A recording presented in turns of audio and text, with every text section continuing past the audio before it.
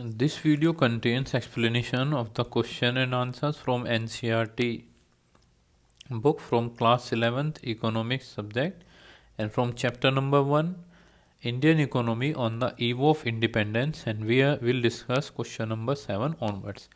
So what objectives did the British intend to achieve through their policies of infrastructure development in India?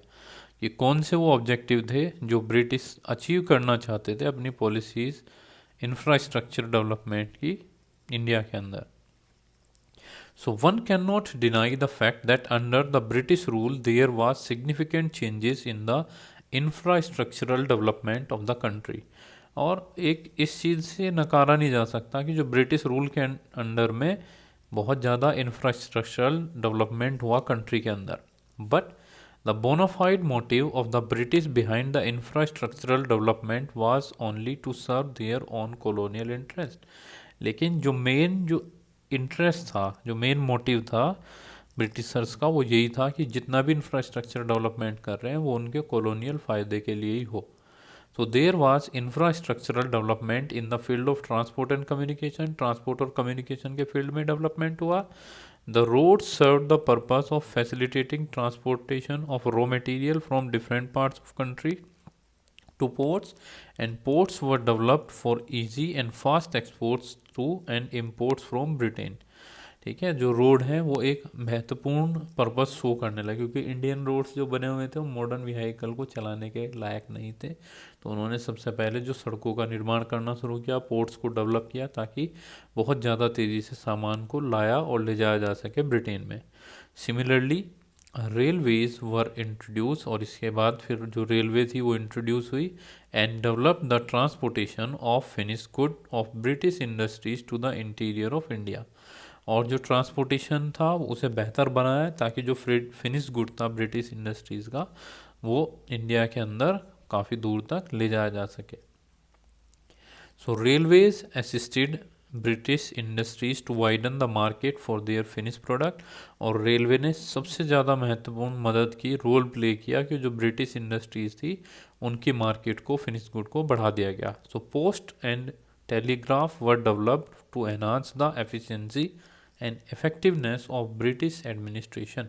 सो जो post और telegraphs थे उन्होंने भी development किया ताकि एफिशिएंसी और इफेक्टिवनेस बढ़ा दी ब्रिटिश एडमिनिस्ट्रेशन की. तो hence the aim of infrastructural development was not the growth and development of Indian economy but to serve their own interest. लेकिन जो ये इंफ्रास्ट्रक्चर का डेवलपमेंट था वो भी अपने इंटरेस्ट को फुलफिल करने के लिए ब्रिटेन ने बनाया था.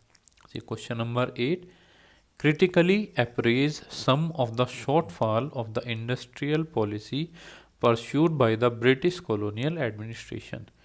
कि जो कुछ कमियाँ आई किसमें, इंडस्ट्रियल पॉलिसी में, जो किसने परस्यू की थी, ब्रिटिश कॉलोनियल एडमिनिस्ट्रेशन ने, उसको क्रिटिकली अप्रेज करना यानी क्रिटिकली बताइए इसमें.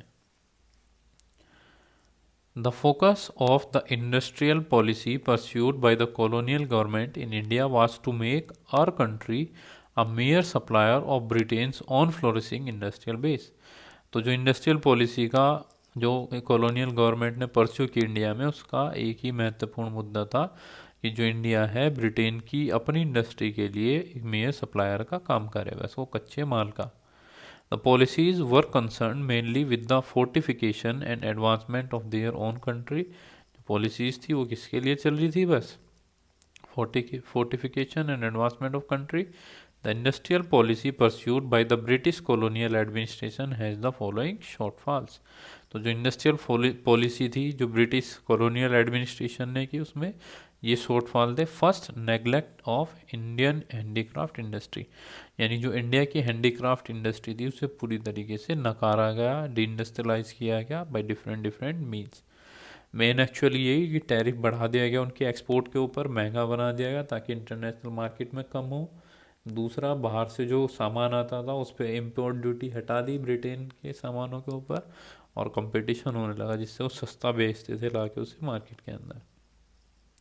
So the British followed a discriminatory tariff policy under which they imposed heavy tariff or export duties on India's export of handicraft product while allowed free export of India's raw material to Britain and free import of British product to India.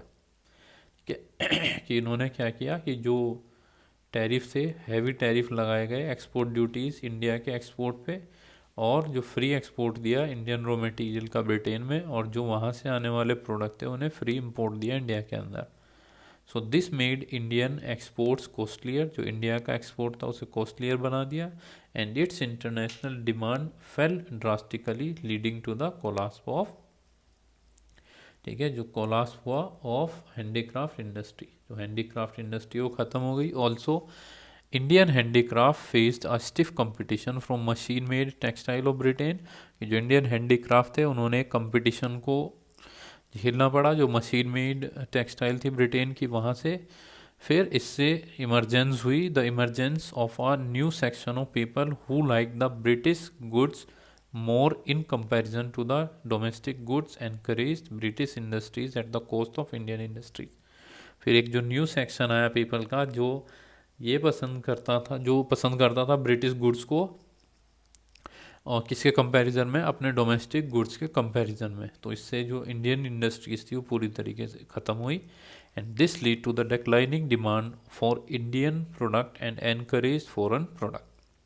ठीक है, जो Indian product है उसे पूरी तरीके से discourage किया गया, मतलब जो इंडियन प्रोडक्ट हैं उसे बिल्कुल डिस्करेज कर दिया डिमांड घटा के, और जो फॉरेन प्रोडक्ट है उनको प्रोत्साहन मिला यहाँ इंडिया के अंदर।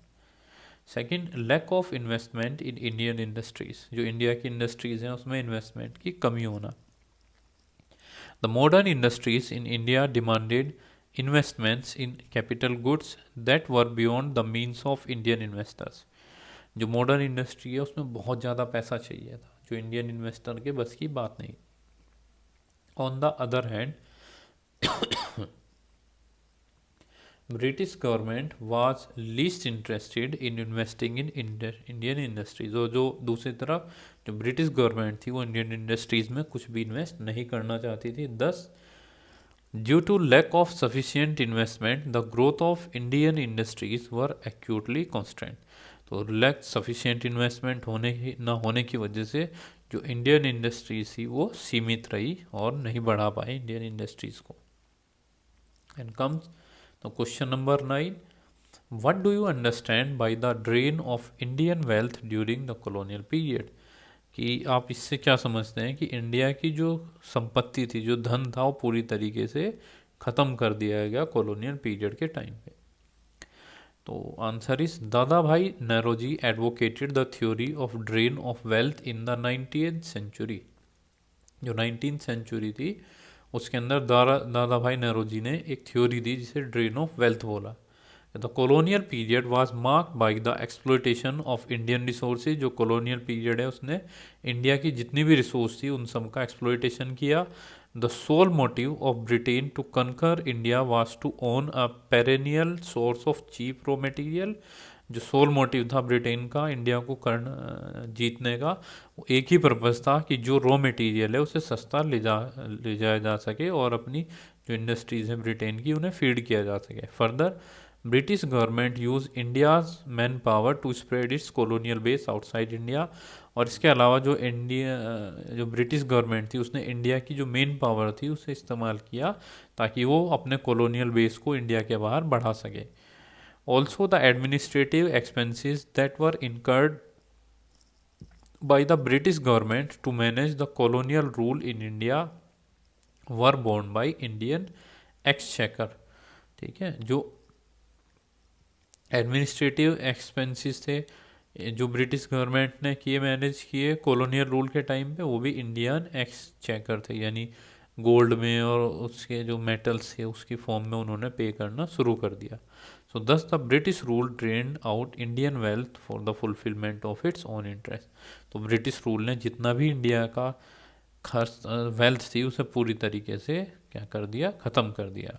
And comes question number 10, which is regarded as the defining year to mark the demographic transition from its first to the second decisive stage, कि वो कौन सा डिफाइनिंग ईयर है जहाँ पे डेमोग्राफिक ट्रांजिशन हुआ, जहाँ पे वो अपनी फर्स्ट से लेके और सेकंड डेसिसिव स्टेज में चला, वो कौन से साल था।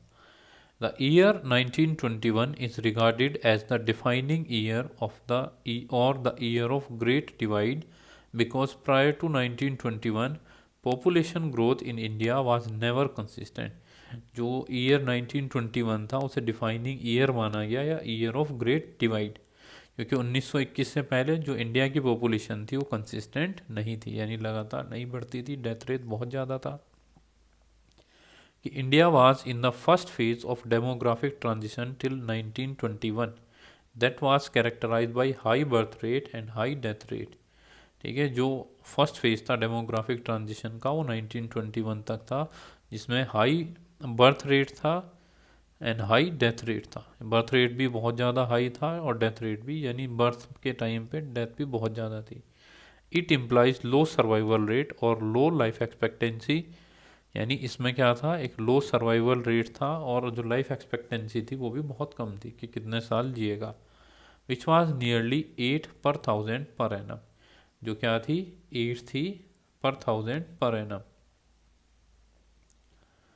Therefore, the period before 1921 witnessed stagnant population growth rate, जो क्या था इंडियन पीरियड 1921 से पहले था उसने बहुत ज़्यादा स्टैगनेंट यानी एक ठहरी हुई पॉपुलेशन ग्रोथ रेट था लगभग almost. After 1921 India's population growth never declined and showed A consistent upward trend. और 1921 के बाद जो इंडिया की पॉपुलेशन है उसने कभी भी जो है एक डिक्लाइन नहीं देखा और हमेशा वो अपवर्ड ही चलती चली गई।